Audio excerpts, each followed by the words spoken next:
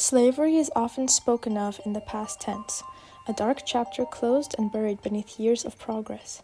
Many believe it ended with abolition laws and human rights declarations, but the truth is far more uncomfortable. Slavery is not just a relic of history, it is a system that has existed in nearly every civilization we know. From the earliest recorded laws of ancient Mesopotamia to powerful empires to the very foundations of modern economies, it has shaped nations, built cities, and generated immense wealth, and it never truly disappeared. Rather, slavery evolved. It would be harder to find a society that did not practice enslavement than one that did. The development of these civilizations was shaped not only by their need for growth, but also by major historical events such as plagues, wars, and social change.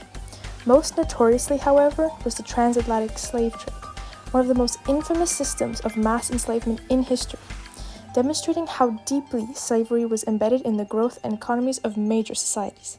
Beginning with the enslavement of the natives of South America, slavery boomed and expanded to other continents. Simply put, West Africans became the most easily available slaves to transport to the New World United States of America, which needed labor for its growing economy.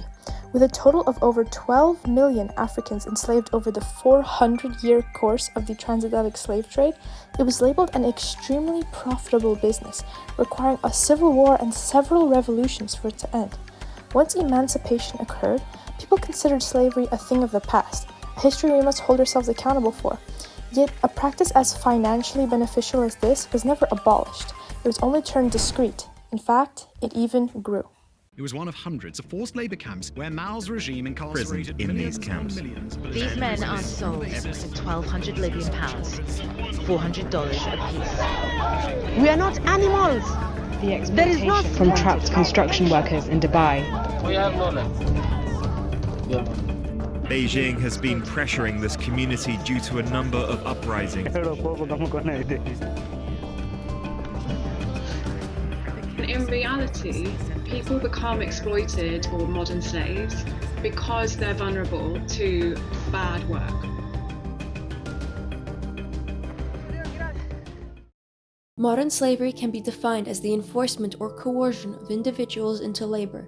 Its known types are human trafficking, sex trafficking, forced labor, forced marriage, servitude, debt bondage, forced military recruitment, and organ trafficking. In 2017, statistics showed that slave traders were making returns on investments that were 25 to 30 times greater than those during the 18th and 19th century. Compared to the approximately 13 million people captured during the slave trade, the latest global estimate made in 2025 shows that at least 50 million people are living in modern slavery worldwide. That is almost 4 times the total number during the transatlantic slave trade. In 2017, the average profit made per victim of modern slavery was estimated at $3,978 per year, with profits from sex trafficking being far higher, reaching approximately $36,000 per victim per year. In total, annual profits from modern slavery were believed to reach up to $150 billion in 2017. More recent statistics show that the situation has grown further, with around $236 billion generated every year in illegal profits from forced labor by 2025. Those who are most affected by modern slavery are women, children, and migrants. While migrants are exploited for unpaid labor, women and children are often susceptible to sex trafficking and forced marriage. This can be found in all corners of the world, with varying economic statuses. However, it is more overtly observed in poor-income countries. Here are a list of reasons that cause individuals to get put into slave labor, whether it be in their own country or after migrating to a different one. Global demand for fast fashion has caused clothing productions to attempt to maximize profits, leading to major brands outsourcing to low-income countries, where exploitation can amount to forced labor and debt bondage. Forced and child labor is especially prevalent in Asia. In China, Uyghurs and other Muslim minorities have been forced into textile work. In southern India, the Sumangali scheme traps young women and girls in spinning mills by withholding promised dowry payments if they leave early. Forced labor is also common in mining.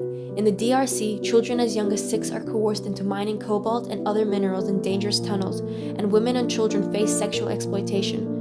Cobalt is essential for lithium-ion batteries used in not only reusable batteries in electronic cars, but also cell phones and vapes. This cobalt enters global supply chains. Companies such as Apple, Dell, Tesla, and Microsoft are all proven to obtain their cobalt from their unpaid child workers who were exposed to heavy metal radiation and are at risk of dying in mine collapses. CEO Elon Musk responded dismissively when questioned, saying, "We'll put a webcam on the mine. If anybody sees any children, please let us know." Even countries with a higher economic status, such as the UAE, runs itself off of slave labor to maintain its economy. This is permitted by a legal system referred to as the kafala system, wherein migrant workers are legally bonded to their employers.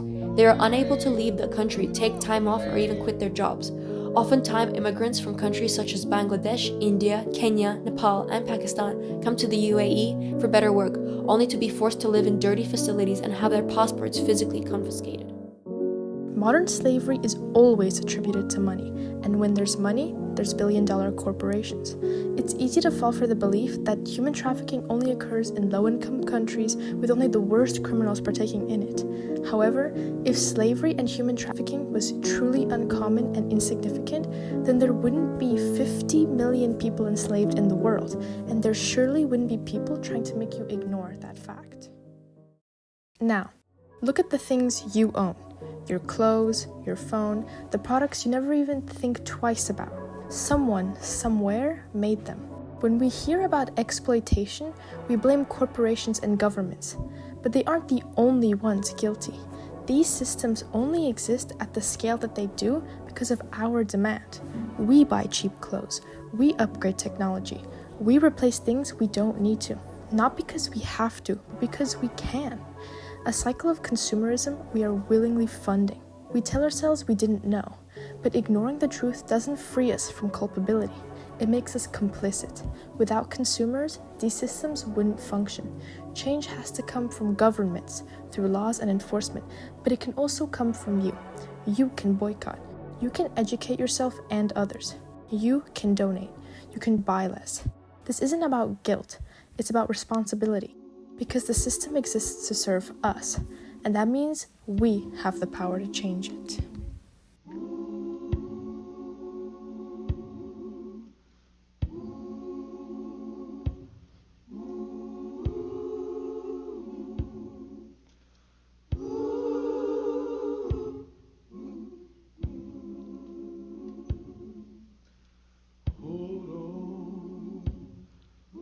Just a little while longer. Hold on. Just a little while longer. Hold on. Just a little while longer. Everything will be alright. Hold on. Just a little while longer. Hold on. Just a little while longer. Hold on. Just a little while.